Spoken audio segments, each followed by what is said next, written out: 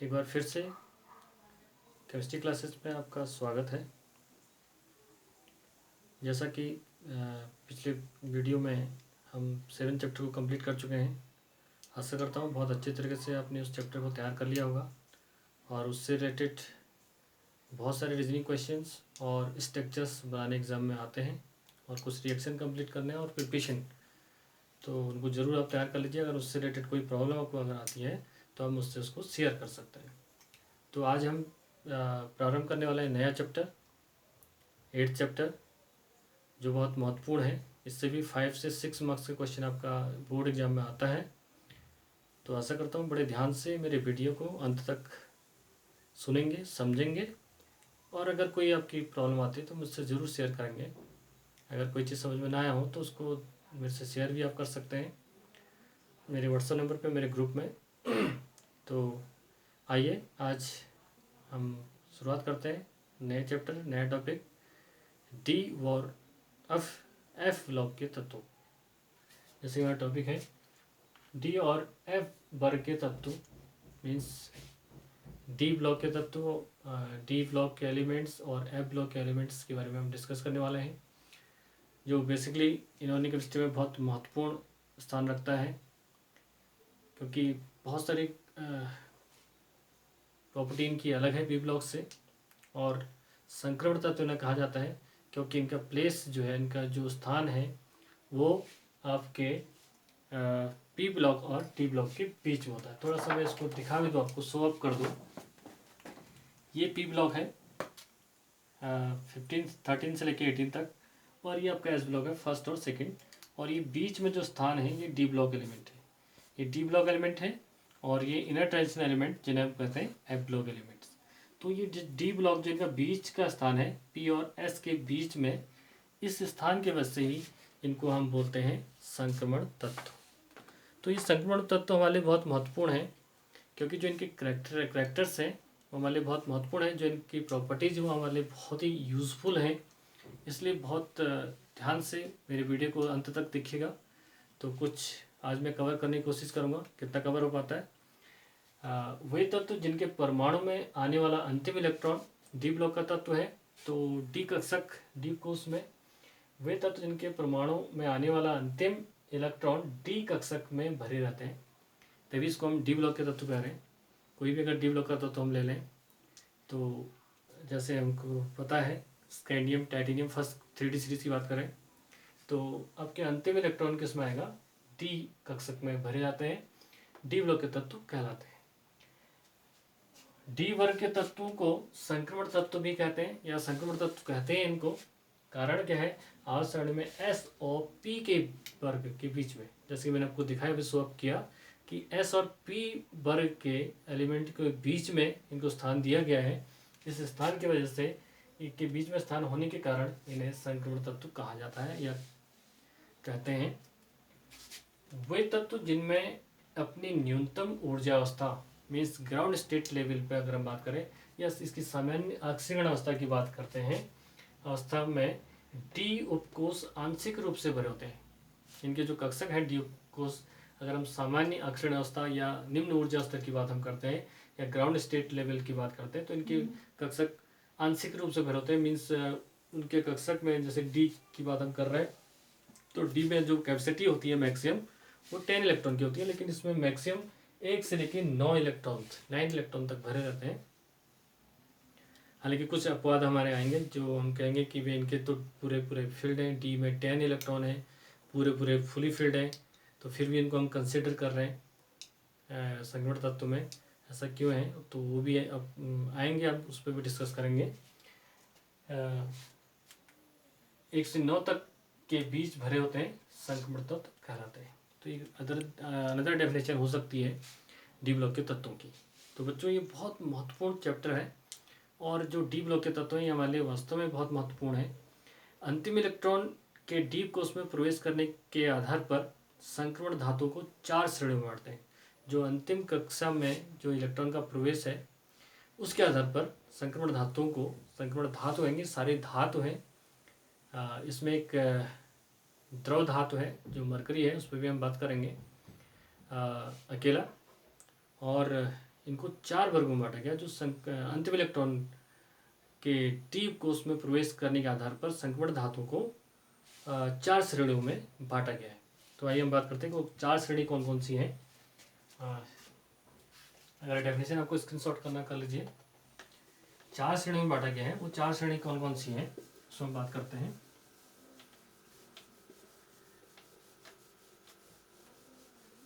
बहुत महत्वपूर्ण श्रेणी है।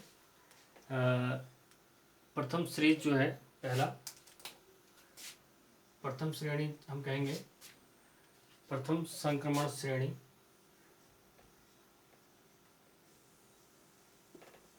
प्रथम संक्रमण श्रेणी या सीरीज, ये आपकी 3D श्रेणी को कहते हैं। 3D श्रेणी या सीरीज, 3D सीरीज। इसमें जो अंतिम इलेक्ट्रॉन होगा वो केवल किस में जाएगा, 3D में जाएगा। अगर हम सीधे सीधे डाल लें, स्कैंडियम 21 से लेके 21 परमाणु क्रमांक से लेके 30। इसमें आगे बात करेंगे। हम कह रहे हैं स्कैंडियम से लेके जिंक तक। परमाणु क्रमांक 21 से लेके 30 तक जो scandium, titanium, vanadium, chromium, manganese, iron, cobalt, nickel, copper, zinc. तो ये 3D सीरीज है। अब बात करते हैं दूसरी सीरीज है, सेकंड द्वितीय संक्रमण श्रेणी।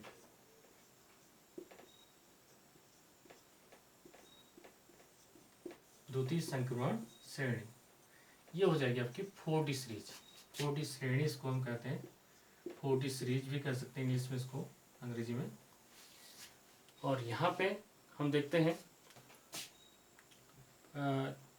आपका 39 से लेके 48, 39 परमाणु क्रमांक से लेके 48 परमाणु क्रमांक। ये हम कह लें यूटेरियम से लेके कैडमियम तक। यूटेरियम से कैडमियम परमाणु क्रमांक 39 से लेके 48 या यूटेरियम से लेके कैडमियम तक जो तत्व हैं, यूटेरियम, जिर्कोनियम, नवेवियम, मोलिब्डेनम, टेक्टिनियम, रुबिडियम, रोडियम, पैलेडियम और सिल्वर, कैडमियम, ये तत्व इसके द्वितीय संक्रमण तत्व। तृतीय की बात हम करेंगे। तृतीय संक्रमण जो श्रेणी है, संक्रमण श्रेणी ये आती है आपकी 5D श्रेणी में। तो इसके जो अंतिम इलेक्ट्रॉन होंगे वो 5D में जाएंगे। जो प्रथम सीरीज है, फर्स्ट श्रेणी है, वो 3D में आउटरमोस्ट इलेक्ट्रॉन जाएगा। द्वितीय में 4D में आउटरमोस्ट इलेक्ट्रॉन जाएगा। तृतीय में 5D में अंतिम इलेक्ट्रॉन जाएगा। और चतुर्थ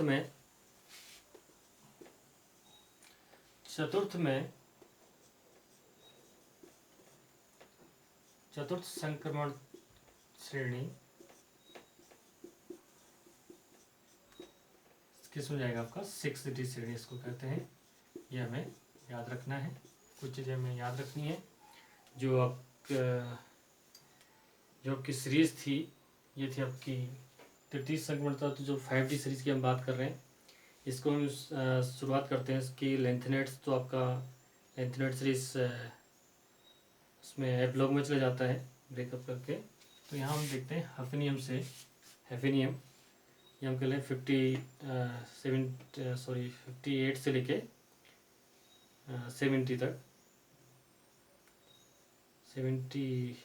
3D सीरीज जो है आपकी, ये हो जाएगी आपकी 72 से 80।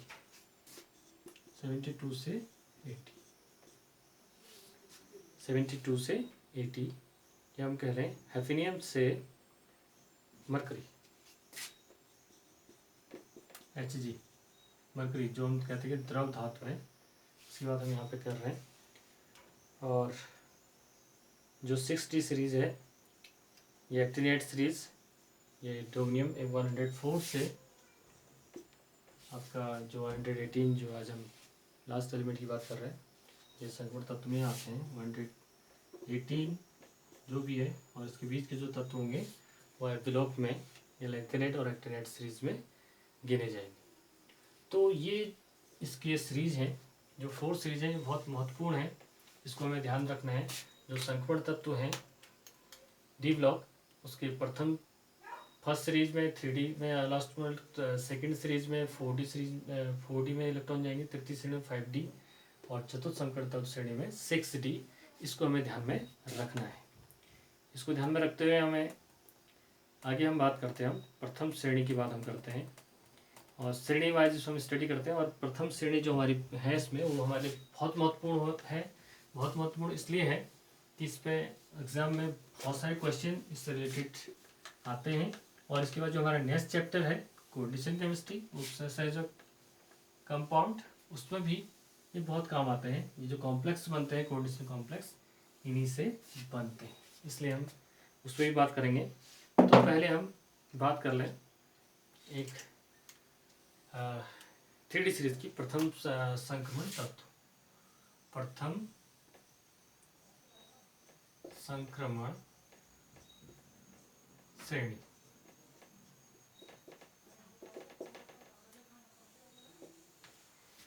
इसकी हम बात करते हैं। इस श्रेणी को 3D संक्रमण श्रेणी कहते हैं, इसमें बात कर चुके हैं, ध्यान रखिएगा। इस श्रेणी का सामान्य इलेक्ट्रॉनिक विन्यास, इस श्रेणी का जो हमें याद रखना है, इस श्रेणी का सामान्य इलेक्ट्रॉनिक विन्यास, जो बहुत महत्वपूर्ण होता है, सामान्य इलेक्ट्रॉनिक विन्यास,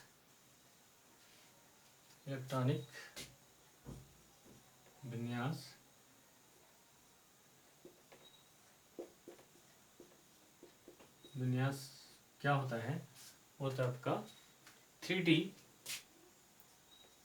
1 to 10, लेकिन 3D होगा। एंड 4S 2 अगर हम कह लें तो ज़्यादा बेटर है, 2 कहते हैं। अगर 1 जो होता है वो एक्सेप्शनल होता है, तो 4S2 ये इसका सामान्य इलेक्ट्रॉनिक विन्यास है, ये हमें ध्यान रखना है। सामान्य इलेक्ट्रॉनिक विन्यास, इस श्रेणी में कुल 10 तत्व हैं, ये हमें ध्यान रखना है। इस श्रेणी में कुल कितने तत्व हैं? कुल 10 तत्व हैं, 10। वो 10 तत्व कौन कौन है, ये हमें ध्यान रखना है। वो है, बहुत महत्वपूर्ण है, scandium, titanium, vanadium, chromium, manganese, और यहाँ पे हम इनका प्रमाण क्रमांक फिर लिख लें, 21, 22, 23, 24, 25, इसके बाद आ जाएगा आयरन 26, उसके बाद 27 कोबाल्ट, फिर 28 nickel and copper, 29 and 30 zinc. तो ये चीज़ हमें ध्यान रखनी है। ये आपकी 3D सीरीज है, और ये 3D सीरीज 12th स्टैंडर्ड के लिए बहुत ही महत्वपूर्ण है, इसको जानना बहुत जरूरी भी है। और आगे इसका इलेक्ट्रॉनिक विन्यास भी हम आपको बताएंगे। और ये जो 3D सीरीज है, ये कौन सी सीरीज है? 3D series, 3D series. ये 3D सीरीज बहुत महत्वपूर्ण हमारे लिए है। तो ये जो 10 तत्व हैं, 10 तत्व हैं, इनके प्रमाण क्रमांक 21 से लेके कितने तक हैं? 30 तक, ये मतलब याद रखना। 21, 22, 23, 24, 25, 26, कहाँ तक है? 30 तक है। ये है प्रथम सीरीज। और द्वितीय सीरीज की बात हम करेंगे, सेकंड हम बात करेंगे द्वितीय संक्रमण श्रेणी।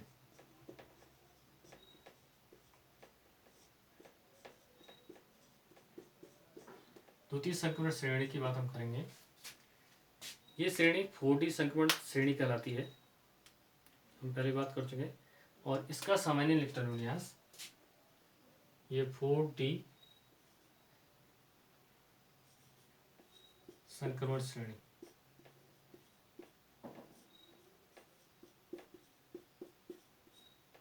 कहलाती है।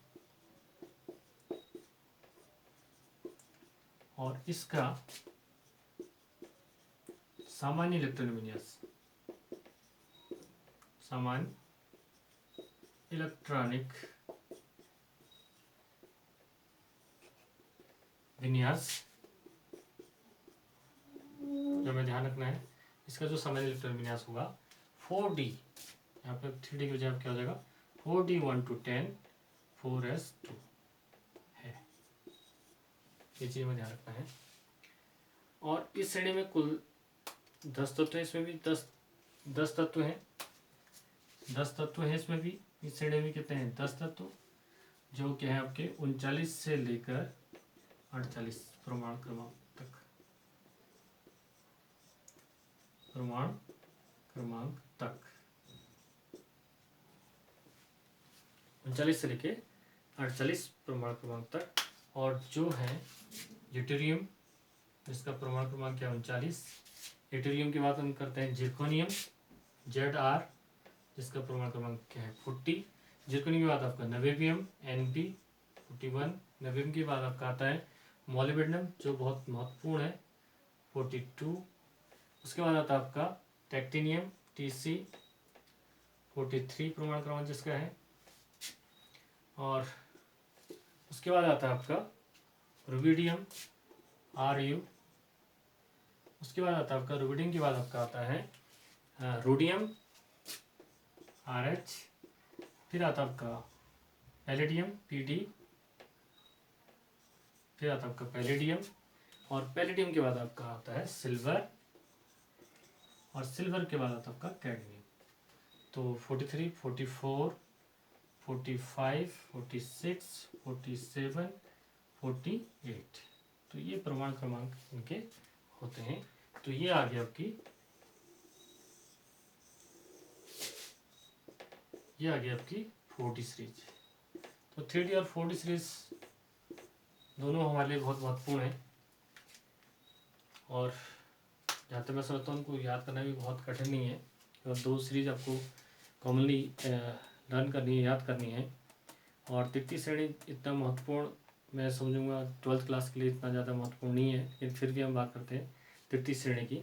इसका अगर स्क्रीनशॉट लेना चाहे तो आप ले सकते हैं। अब बात करते हैं तृतीय।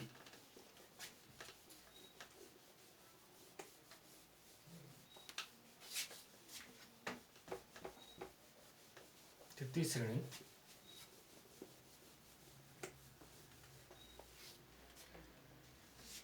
ये 5D सीरीज है। तृतीय श्रेणी तृतीय संक्रमण तत्व, तृतीय श्रेणी में उसको कह लें। इसे 5D संक्रमण तत्व कहते हैं, संक्रमण तत्व कहते हैं। और इसका जो सामान्य इलेक्ट्रॉनिक विन्यास होगा, इनका सामान्य इलेक्ट्रॉनिक विन्यास क्या है 5D 1 to 10 एंड 4s2। इनका सामान्य इलेक्ट्रॉनिक विन्यास है। इसमें भी 10 तत्व हैं, 57 परमाणु क्रमांक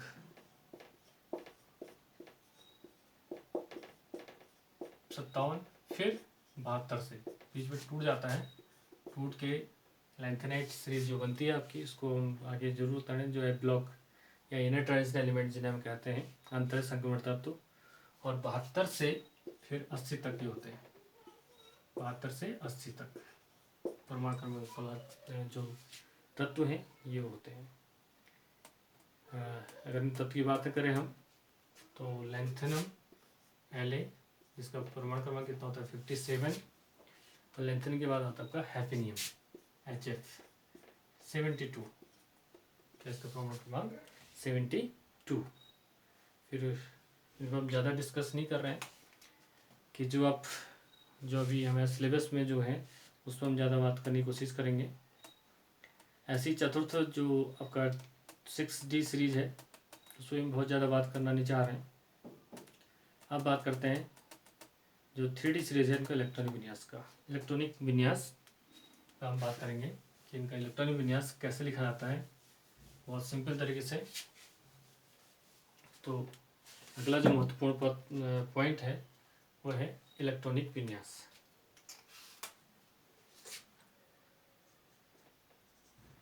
बात करें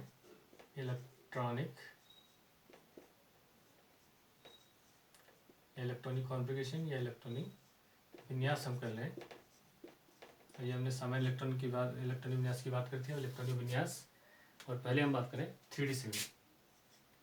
3D श्रेणी जो हमारी है फर्स्ट, जिसमें हमारे 10 तत्व हैं स्कैंडियम से टाइटेनियम, उसकी बात हम करते हैं। तो पहला है 21 स्कैंडियम। क्या आपका स्कैंडियम, अगर इसके इलेक्ट्रॉनिक विन्यास की बात हम करेंगे तो सामान्य इलेक्ट्रॉनिक विन्यास हमें पता है, ये है आपका 3D 1 to 10 4s2, ये सामान्य इलेक्ट्रॉनिक विन्यास है। तो इसके आधार पर हम इलेक्ट्रॉनिक विन्यास लिख लेते हैं। मैंने बहुत बार आपको बता दिया है।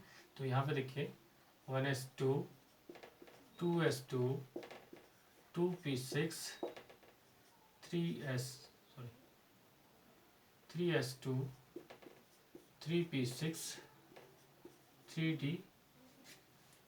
अब यहाँ पर काउंट करें 10 18 और 18 के बाद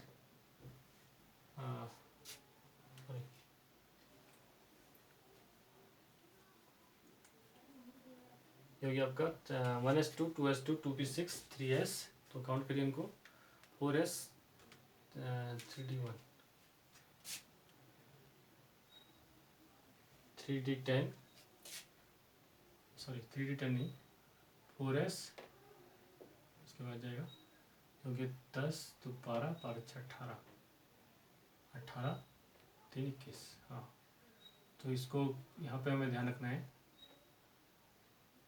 4s2 और 3d1। तो इसको हमने यहाँ पे अंदर ले लिया है।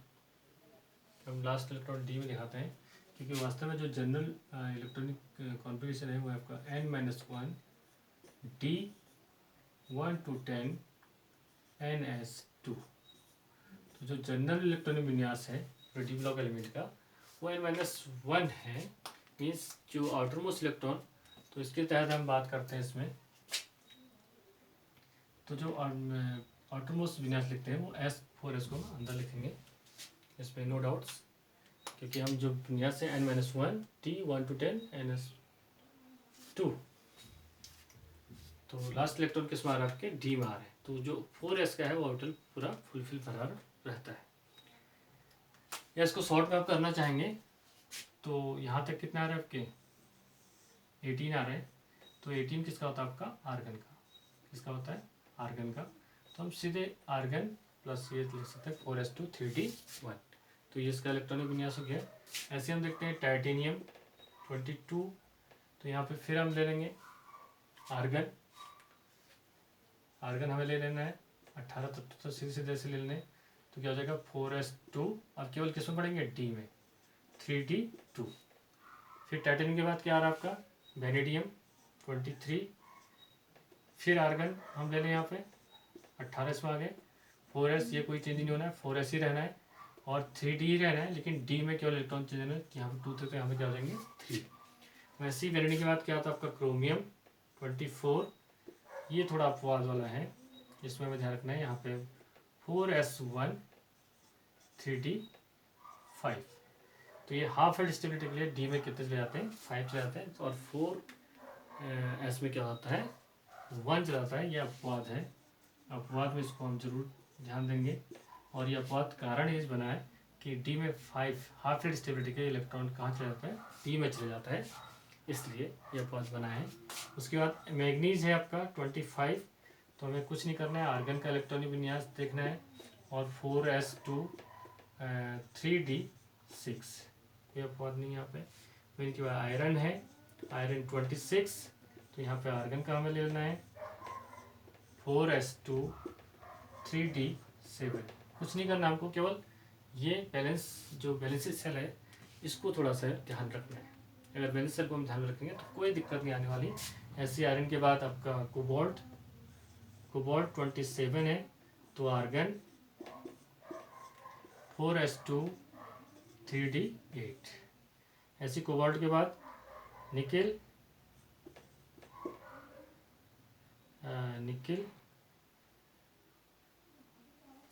निकेल का हम देखेंगे, सॉरी यहाँ पे थोड़ा ज़्यादा हो गया है, 18 2 20, यहाँ पे 6 आएंगे, 26 है, यहाँ पे कितना आएगा 7, निकेल का 7 है, निकेल का 8 है, 28 है, यहाँ पर आ जाएगा आर्गन 4s2 3d8। निकेल के बाद कॉपर 29, ये अपवाद में आएगा, आर्गन 4s1 यहाँ पर होता है, यहाँ पे 3d10 यहाँ पर हो जाता है, जबकि 9 होना चाहिए था। 9 में केवल 1 इलेक्ट्रॉन आता है हाफ फुल स्टेबिलिटी के लिए, तो 1 इलेक्ट्रॉन यहाँ शिफ्ट कर जाता है। उसके बाद आता है आपका जिंक 30, तो यहाँ पर भी हम लेते हैं आर्गन 4s2 3d10, यहाँ ऑलरेडी फुलफिल ही भरा रहता है। एक्चुअली में कई बार क्वेश्चन भी आता है कि जिंक संक्रमण तत्व तो नहीं है और फिर भी इसको इसमें स्थान मिला है, तो कुछ प्रॉपर्टी से मिलती है, लेकिन इसको फुली हम नहीं कह सकते संक्रमण तत्व है, क्योंकि इसमें इलेक्ट्रॉन फुलफिल रहते हैं। तो ये थे इलेक्ट्रॉनिक विन्यास की बात हम कर रहे थे। अगर इसके शॉर्ट ट्रिक्स में अगर आप जाना चाहें तो स्कैंडियम शक्ति वी फॉर वाले कर्मों से मैं लोहे को निगल कर जिंदा हूँ, इस टाइप से कुछ भी आप शॉर्ट ट्रिक्स याद करने के लिए आप बना सकते हैं। तो ऐसी 4D सीरीज में हम इलेक्ट्रॉनिक विन्यास करते हैं। 4D सीरीज में अगर हम देखते हैं इलेक्ट्रॉनिक विन्यास, तो आप 4D सीरीज में देख लें, बिल्कुल यही तरीका उसमें भी है, बिल्कुल घबराना नहीं है, बहुत आसान तरीके से सीखना है। और अब हम बात करते हैं कौन सी सीरीज की, 4D सीरीज की, मीन्स 4D सीरीज या द्वितीय श्रेणी के तत्व। तो n-1 D1 to 10 NS2, यहाँ पर हम लिख देंगे, ये क्या है आपका 4D और 4D5S, 4D5S, S एक बढ़ जाएगा 5S2, तो ये चीज़ हमें ध्यान रखना है। तो 4D सीरीज में 4D श्रेणी को हम देखते हैं। 4D श्रेणी का इलेक्ट्रॉनिक विन्यास की हम बात करते हैं, तो इसमें पहला तत्व क्या हमारा यूटेरियम, जिसका परमाणु क्रमांक क्या है 39, जिसका परमाणु क्रमांक क्या है 39। तो पहले हम सीधे सीधे 36 से देखते हैं, क्रिप्टॉन का कितना है 36, तो 36 हम सीधे ले आए यूटेरियम का, और अब सीधे सीधे हम 5s2 और 4D क्या हो जाएगा आपका 36, 2 37 और 1 39। जिरकोनियम देखते हैं उसके बाद दूसरा तत्व हमारे पास है जिरकोनियम Zr40। तो यहाँ पर क्या होगा, यहाँ पर सीधी सी बात है, क्रिप्टन हम सब में लेंगे और 5s भी वही रहेगा, केवल 4D वही रहेगा। अब 1 की वजह से कितने इलेक्ट्रॉन होंगे 2। तो ऐसे ऐसे करके हम सबका विन्यास बहुत आसान तरीके से कर सकते हैं, आप कोई कठिन नहीं रहेगा इसमें।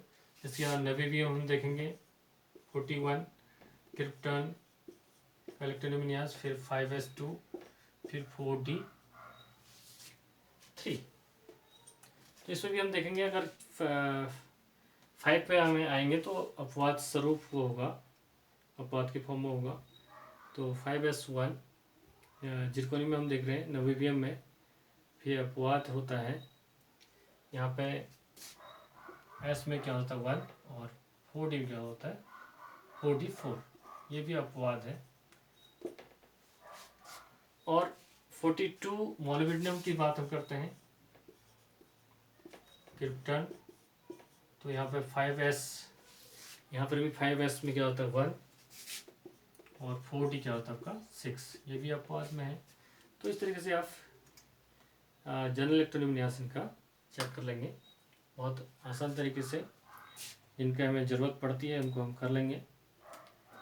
और जिरकोनियम यूटेरियम, ये जरा नवाब मोहित तुम रुके रहो, पढ़ेंगे आज कोड़े।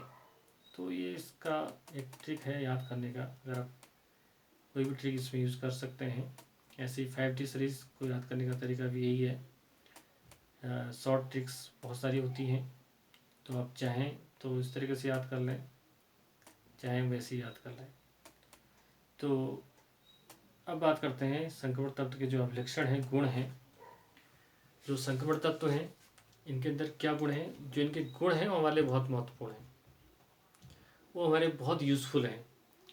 पहले तो सबसे महत्वपूर्ण गुण इनका यह है कि ये सभी तत्व जो आपके डी ब्लॉक में दिख रहे हैं, जो डी ब्लॉक के तत्व हैं या के तत्व हैं, पहले डी ब्लॉक के तत्व हम संक्रमण तत्व की बात करते हैं, ये सारे तत्व क्या हैं धातु हैं, जो ऊष्मा विद्युत के क्या हैं सुचालक हैं, ऊष्मा विद्युत के क्या हैं सुचालक है। ये विभिन्न ऑक्सीकरण अवस्था है। और दूसरा इनका विशेष गुण क्या है, इनकी वेरिएबल ऑक्सीकरण अवस्था होती है, ऑक्सीडेशन स्टेट होती है, मीन्स इन्हें अपनी ऑक्सीकरण अवस्था चेंज कर सकते हैं। मीन्स +2 से लेके +2 +3 तो कॉमन इनकी ऑक्सीकरण अवस्था होती है डी ब्लॉक के तत्वों की, +2 और +3, लेकिन +7 तक, +5 +4 +6 +7 जो मैग्नीज की हम देखते हैं +7 तक ऑक्सीकरण अवस्था हो जाती है। तो ये वेरिएबल जो ऑक्सीकरण अवस्था है वो केवल इन ग्रुप के तत्वों में मिलती है। और दूसरा और क्या इनका अभिलक्षण महत्वपूर्ण है, जो इनके डी कक्षक वो अर्ध भरे रहते हैं, अर्ध पूर्ण भरे नहीं रहते हैं, तो जिससे एक सरफेस एरिया बहुत डेवलप होता है। इसलिए जो डी ब्लॉक के तत्व हैं उत्प्रेरक के रूप में, और जितने भी हम उत्प्रेरक यूज़ करते हैं वो सब डी ब्लॉक के तत्व होते हैं। चाहे उत्प्रेरक हम कॉपर यूज़ करते हैं, चाहे प्लेटिनम हम यूज़ करते हैं, चाहे मोलिब्डेनम हम यूज़ करते हैं, कहीं पर हम आयरन यूज़ करते हैं, तो ये कैटालिटिक पावर जो इनके होती है उसका कारण यही है कि इनकी जो वेरिएबल ऑक्सीकरण अवस्था है और अर्ध भरे डी कक्षक, और जिससे सरफेस एरिया ये ज़्यादा बनाते हैं, तो ये अच्छे उत्प्रेरक के रूप में काम आते हैं, जो बहुत महत्वपूर्ण है किसी भी रासायनिक क्रिया के लिए। तो ये उत्प्रेरक ग्रुप प्रदर्शित करते हैं। और महत्वपूर्ण क्या है, ये सभी रंगीन यौगिक बनाते हैं, ये जहाँ भी बनाते हैं रंगीन यौगिक बनाते हैं। अनपेयर्ड अयमित इलेक्ट्रॉन होने के कारण बहुत सारे अयमित इलेक्ट्रॉन की संख्या में होती है, तो ये रंगीन यौगिक बनाते हैं, ये भी एक गुण है इनका। और ये प्रायः अनुचुंबकीय होते हैं, ये प्रायः क्या होते हैं अनुचुंबकीय होते हैं, चुंबक को या मैग्नेट को अट्रैक्ट करते हैं अपनी तरफ। ये अंतर्काशीय यौगिक बनाते हैं, इंडस्ट्रियल यौगिक बनाते हैं, और ये मिश्र धातुएं भी बनाते हैं। स्टेनलेस स्टील की बात कर लें, कई जो मिश्र धातु हमारे हैं वो इसी से बहुत आसानी से अंतर्काशीय यौगिक होने के कारण ये बना लेते हैं। और इनके गलनांक और क्वथनांक क्या होते हैं उच्च होते हैं। तो ये बहुत महत्वपूर्ण जो इनके गुण हैं, अभिलक्षण हैं, इनको हमें हमेशा अपने जहन में बनाए रखना है, जो हमारे लिए महत्वपूर्ण है। अब बात करते हैं धात्विक प्रकृति की। इनकी धात्विक प्रकृति, सभी संक्रमण तत्व तो धात्विक प्रकृति प्रदर्शित करते हैं, और ये 3 प्रकार के क्रिस्टल संरचनाएं प्रदर्शित करते हैं। मीन्स 3 प्रकार के क्रिस्टल संरचनाएं में पाई जाती है। मैग्नीज के स्थायी D5 विन्यास, जो मैग्नीज है आपका उसके डी में 5 इलेक्ट्रॉन होते हैं, तो इसको हम बोलेंगे हाफ फील्ड स्टेबिलिटी इनमें होती है। इस कारण ये विशेष संकुलित क्रिस्टल व्यवस्थित करते हैं, और प्रभावी नाप के आवेश की अधिकता और अनियमित डी इलेक्ट्रॉन की उपलब्धता के कारण संक्रमण तत्व जो है प्रबल धात्विक बंध बनाते हैं, मेटलिक बॉन्ड, क्योंकि इसमें जो डी कक्षक पूर्ण भरे नहीं है, तो ये प्रबल मेटलिक बॉन्डिंग बहुत स्ट्रॉन्ग इसमें होती है, इसलिए क्या होते हैं बहुत हार्ड होते हैं। धात्विक चमक के साथ साथ इनमें कठोरता या उनकी उच्च गलनांक, उच्च क्वथनांक आद्य प्रबल धात्विक बंधों के कारण ही होती है। जो इनके धात्विक बंध है वो स्ट्रांग होता है। जैसे हम कह रहे हैं सोडियम पोटेशियम में भी धातु है, लेकिन इनमें धात्विक बंध स्ट्रांग नहीं होता है, क्योंकि इसमें इतने अनपेयर्ड इलेक्ट्रॉन है नहीं, इतने कक्षक खाली है नहीं। इनमें क्या है, जो डी कक्षक है अर्धभरे कक्षक हैं और अयुग्मित इलेक्ट्रॉनों की संख्या बहुत होती है, तो ये मेटलिक बॉन्ड क्या बनाते हैं, बहुत अधिक स्ट्रॉन्ग बनाते हैं। ये हमें ध्यान रखना है। और परमाणु में अयुग्मित इलेक्ट्रॉनों की संख्या बढ़ने के साथ साथ धात्विक बंध की सामर्थ्य भी बढ़ जाती है। जितने ज़्यादा अयुग्मित इलेक्ट्रॉन होंगे उतनी धात्विक बंध की सामर्थ्य इनकी बढ़ जाती है। तो स्कैंडियम से क्रोमियम तक धात्विक जो कठोरता बढ़ती जाती है। जैसे हम देख रहे हैं स्कैंडियम में डी में 1 इलेक्ट्रॉन है अयुग्मित, फिर नेक्स्ट वेनेडियम में 2, फिर क्रोमियम में 3 या 4 जो भी है अयुग्मित इलेक्ट्रॉन है, तो ऐसे बढ़ती जाती है। और कमी जब आती है तो वापस ये घट जाती है। जैसे हम जिंक में देखते हैं तो जिंक में धात्विक बंध कमज़ोर होगा बजाय क्रोमियम और स्कैंडियम से। तो जितने अयुग्मित इलेक्ट्रॉन की संख्या बढ़ेगी तो एक हिसाब से धात्विक बंध तो स्ट्रॉन्ग होगा। और जैसे पेयरिंग होती है, पेयर मिलते हैं, तो फिर वो कमी उसमें आ जाती है। ये हमें ध्यान रखना है। अब बात करते हैं आयनन एंथैल्पी की।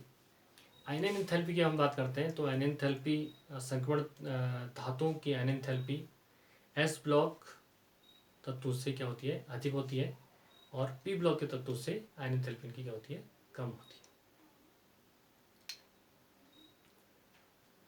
अब हम देखते हैं अंतर संक्रमण धातुएं एस ब्लॉक के तत्वों की तुलना में कम विद्युत धनी ये होते हैं। पी ब्लॉक के तत्वों से अधिक विद्युत धनी ये हैं। किसी भी संक्रमण श्रेणी में बाएं से दाएं चलने पर आयनन एंथैल्पी का मान क्रमशः बढ़ता है। बाएं से दाएं हम चलते हैं तो आयनन एंथैल्पी का मान नियमित बढ़ता है, लेकिन क्रमबद्ध तत्वों के मध्य नियमित अंतर नहीं होता, कोई ज़्यादा अंतर इनमें नहीं होता। प्रथम संक्रमण तत्व श्रेणी के धातुओं को हम देखते हैं तो बाएं से दाएं चलने पर आयनन एंथैल्पी का मान क्रमशः बढ़ता है। यह नाभिकीय आवेश के बढ़ने के कारण होता है। नाभिकीय आवेश जैसे जैसे नाभिकीय आवेश बढ़ता है तो आयनन एंथैल्पी भी बढ़ जाती है। और हम बात करते हैं ऑक्सीकरण अवस्था की बात हम करते हैं तो संक्रमण तत्वों का जो लाक्षणिक गुण है, इसकी विभिन्न ऑक्सीकरण अवस्थाएं प्रदर्शित करने की है। जो ये वेरिएबल ऑक्सीडेशन है, तो ये विशेष गुण संक्रमण तत्वों के अंदर होता है, और ये विशेष गुण के कारण ये हमारे लिए बहुत ही यूजफुल है। इनके जो अभिलक्षण है बहुत अधिक है। कुछ तत्वों को छोड़कर, जैसे हम कह लें जिंक को छोड़ लें, कैडमियम को छोड़ लें, जिंक, कैडमियम और मरकरी, ये जो 3D और 4D, ये 3D सीरीज का है, 4D सीरीज का है, और ये 5D सीरीज का है। तो इन तत्वों को हम संक्रमण तत्व नहीं कहें, लेकिन कुछ स्थान मिला है। लेकिन इन तत्वों को छोड़कर सभी +2 ऑक्सीकरण अवस्थाएं प्रदर्शित करते हैं। और इनका तो जो आपका डी कक्षक है फुली फिल्ड होता है, इसलिए हम कह रहे हैं ये हम इनको डी ब्लॉक के तत्वों में या संक्रमण तत्वों में कंसीडर नहीं करते हैं। अगर हम बात करते हैं NS तथा N-1D कोषों की ऊर्जा लगभग समान होने के कारण NS तथा N-1D इलेक्ट्रॉन के बंध में भाग लेने के कारण संक्रमण तत्व भिन्न ऑक्सीकरण अवस्थाएं प्रदर्शित करते हैं। तो ये कुछ जनरल कैरेक्टर्स हैं आपके डी ब्लॉक के। और किसी संक्रमण तत्व की प्रथम ऑक्सीकरण अवस्था NS कोष में उपस्थित इलेक्ट्रॉन की संख्या के तुल्य होती है। अगर हम प्रथम ऑक्सीकरण अवस्था की बात हम करें, जो प्रथम ऑक्सीकरण अवस्था होती है, ऑक्सीकरण अवस्था जो प्रथम ऑक्सीकरण अवस्था होती है वो NS1 to 2 मीन्स, अगर हम यहाँ पे कह लें 2, तो 2 इलेक्ट्रॉन S में होते हैं। तो जो प्रथम ऑक्सीकरण अवस्था होगी वो S में 2 इलेक्ट्रॉन के कारण होगी। हालांकि कुछ में NS1 जो 1 इलेक्ट्रॉन है वो अपवाद स्वरूप है, तो वहाँ पे +1 ऑक्सीकरण अवस्था आ सकती है, लेकिन जो कॉमन है इसका क्या है, +2। प्रथम ऑक्सीकरण अवस्था क्या है, +2 होती है। क्या होती है, +2। ये चीज़ हमें ध्यान रखना है। इसमें जैसे मैग्नीज है, हाफ फील्ड स्टेबिलिटी प्रदर्शित करता है किसी तत्व की उच्च आक्षेण अवस्था।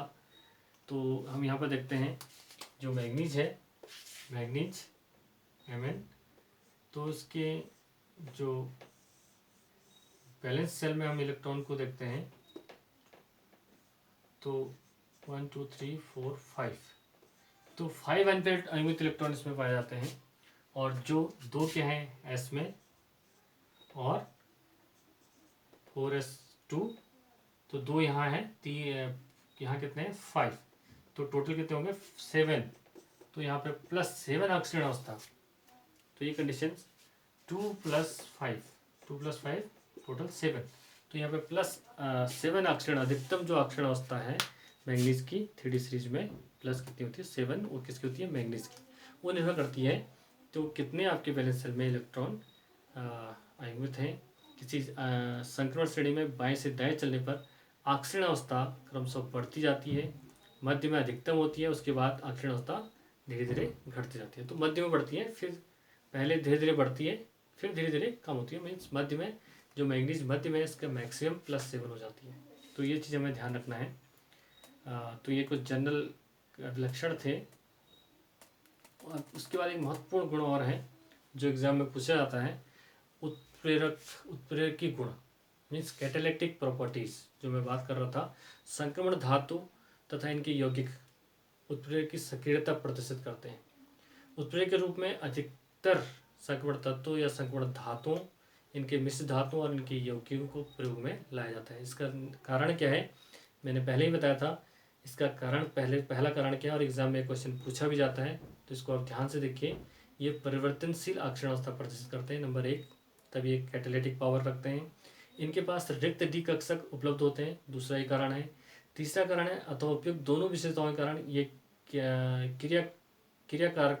क्रिया के अणुओं के साथ रिक्त कक्षों को उपयोग में लाकर क्या बनाते हैं, उनके लिए होल बनाते हैं। हम कहते हैं मध्यवर्ती, हम लेकर आसानी से मध्यवर्ती अस्थायी यौगिक बना लेते हैं, जो फिर उत्पादों में टूट जाता है तथा ये पुनः मुक्त होकर अपनी पूर्वावस्था में आ जाते हैं।